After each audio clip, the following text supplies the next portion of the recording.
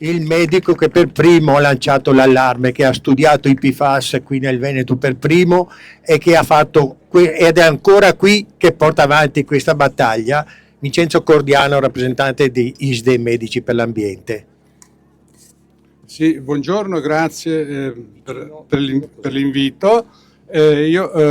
sono particolarmente contento di vedere tanta gente oggi qui a Vicenza, perché questa è la dimostrazione lampante che quel poco che si è ottenuto dalle istituzioni in difesa della salute pubblica lo si deve soprattutto alla mobilitazione dei cittadini che si sono impegnati con anche a volte avendo delle, come dire,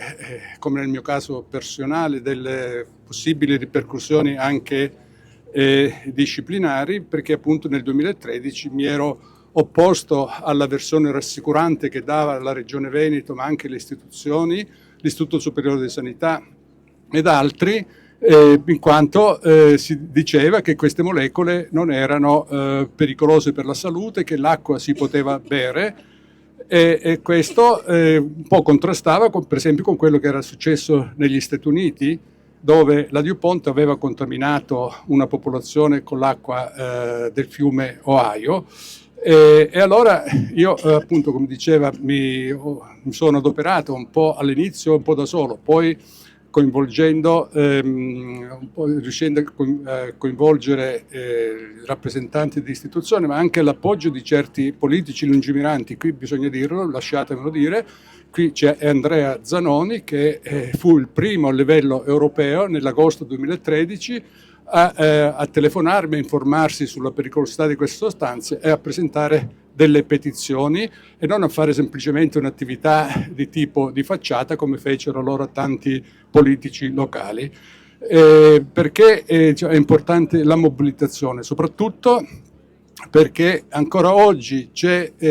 nell'ambito delle istituzioni che dovrebbero difendere la salute pubblica una tendenza a minimizzare sugli effetti tossici e soprattutto di queste sostanze che, ricordo, sono alcune cancerogene, altre tutte possono essere considerate interferenti endocrini, quindi predisporre al rischio di avere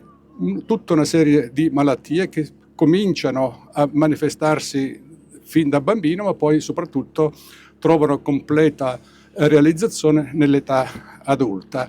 E ricordo che appunto la mobilitazione dovrà continuare, soprattutto per cercare di ottenere quello che non è stato fatto ancora dalla Regione. Per esempio, manca ancora uno studio epidemiologico serio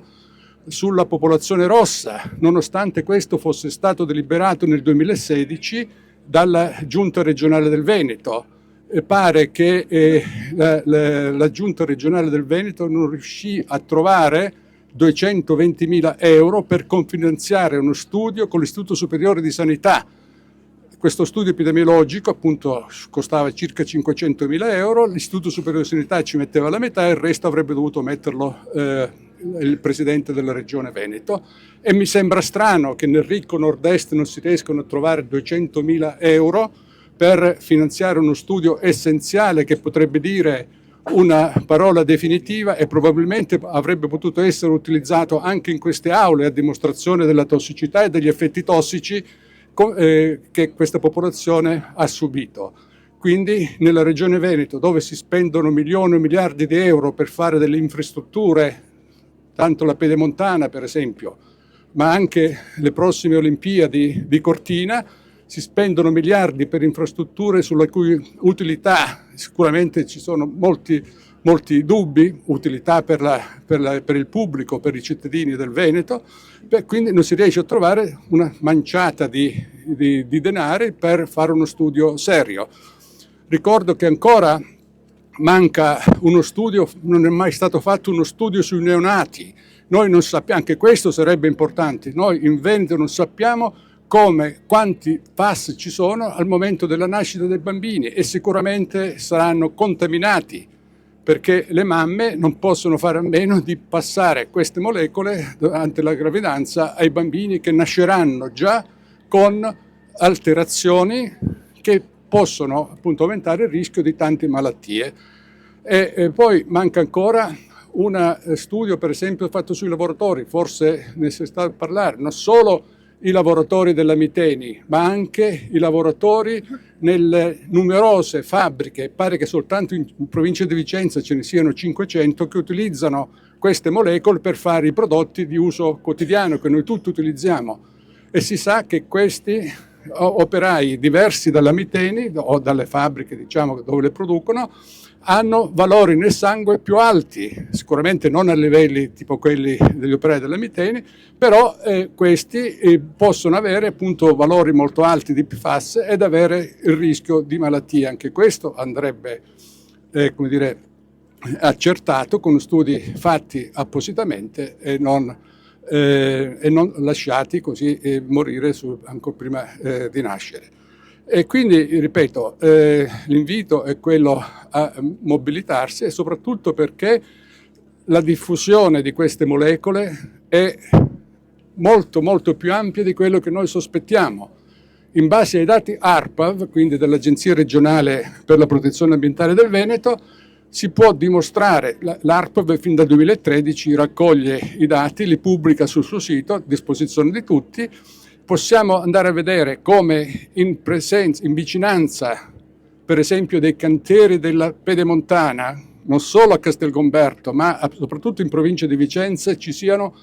nei siti entro 200 metri dalla Pedemontana valori altissimi di PFAS. Per non parlare poi delle discariche. Se voi andate a vedere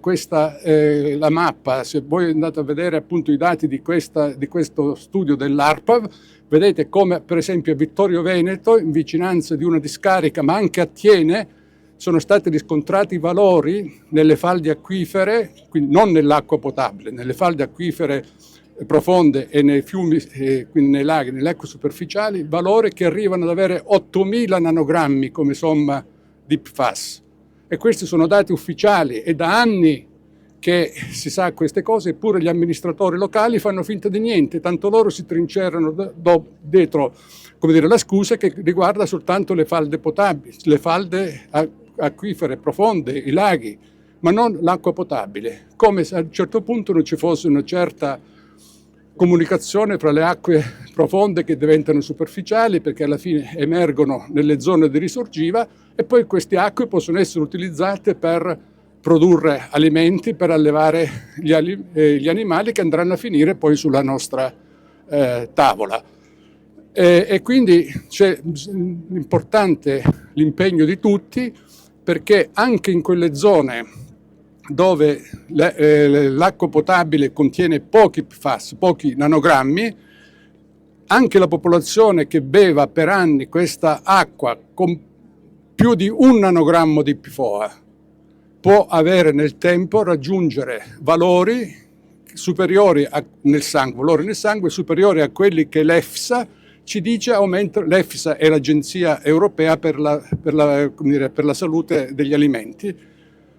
Quindi basta avere valori di 2 nanogrammi nell'acqua potabile di PFOA che bevuta per più di 2 anni, alla fine, siccome si accumulano e queste molecole una volta che entrano non escono facilmente dal nostro corpo,